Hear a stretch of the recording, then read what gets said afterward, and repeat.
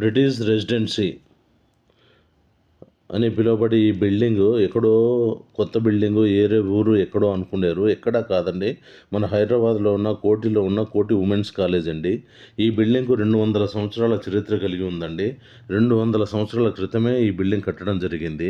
అప్పటి బ్రిటిష్ వాళ్ళు ఇక్కడ వచ్చి పాలించడం కోసం, ఈ ఏరియాను పాలించడం కోసం, అనువుగా ఉండేందుకోసం కట్టించుకున్న ప్యాలెస్ ఒకటి. అలాగే ఆ బ్రిటిష్ అతను ఒక ముస్లిం అమ్మాయిని ప్రేమించడం జరిగింది. ఆమెకు ప్రేమకు చిహ్నంగా ఈ ప్యాలెస్ కట్టించారని కూడా ఉంది.